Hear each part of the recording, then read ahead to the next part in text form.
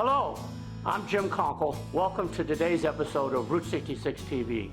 We're going to be sharing with you the latest tour that I did with the folks from Shanghai General Motors and some of the media from China. And then a new product called Cruisin' Route 66, a board game. So join us, let's hit the road.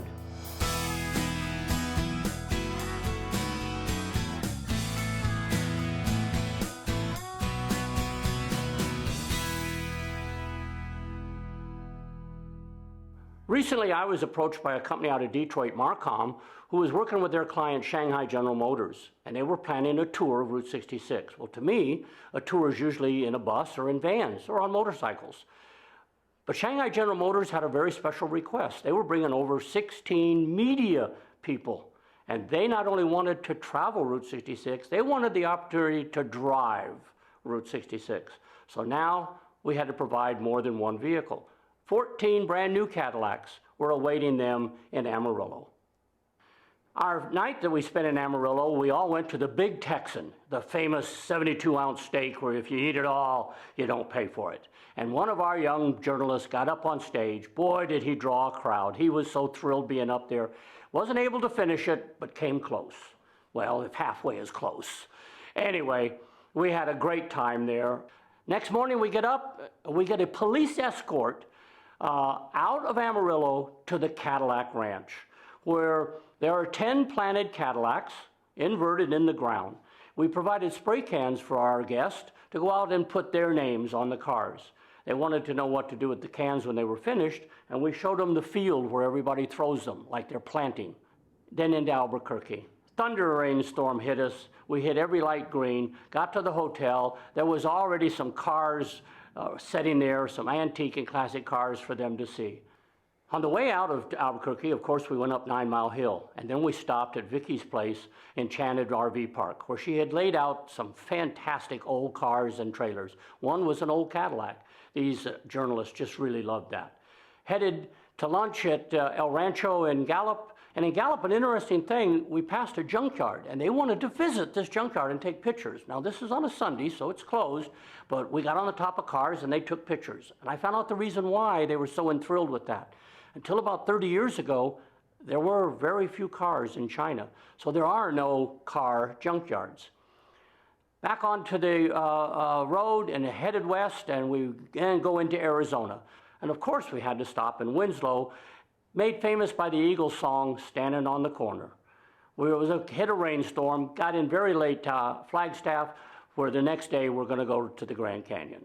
Now, some of our guests had already been to the Grand Canyon, but none of them had ever traveled on the Grand Canyon Railroad. So we're going to spend the day traveling on the train up to the Grand Canyon, touring the Grand Canyon, and going back to Williams that evening.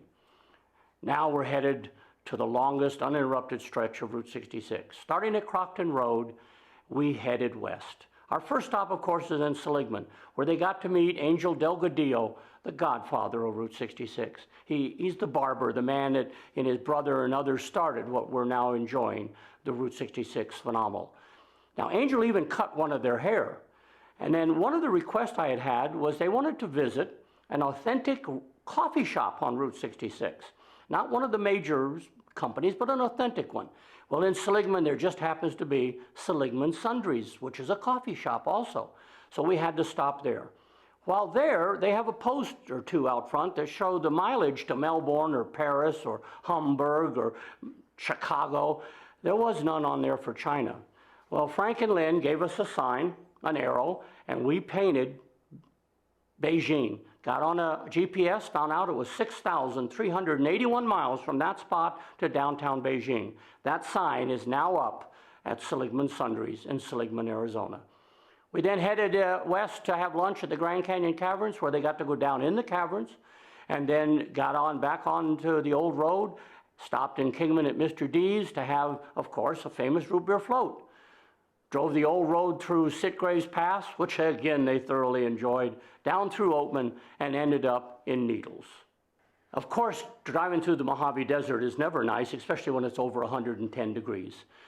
But there's some viewscapes there that are just phenomenal for photographers. So off we go, headed west. We stopped in Barstow at the Idle Spurs for a great lunch.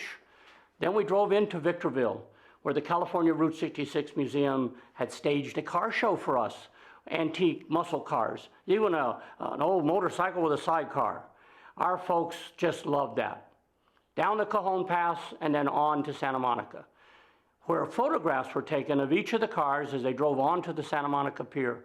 And the significance for this is that we started at the Navy Pier in Chicago and we ended at the Santa Monica Pier on the West Coast. Our product review today is of a board game. What is a board game? Well, that's what we used to play before we had electronics. The new one is Cruising Route 66. You'll be able to drive Route 66, buying and selling property as you go. This new product will be available all along the road very shortly. The largest Route 66 event in the world is the San Bernardino Rendezvous. This year it's being held September 15th to the 18th, and we will be there all 4 days video casting, so if you're in the area, please stop by and see us. We will be in the media area. I want to thank you for your comments. If you notice, no Bluetooth in my ear.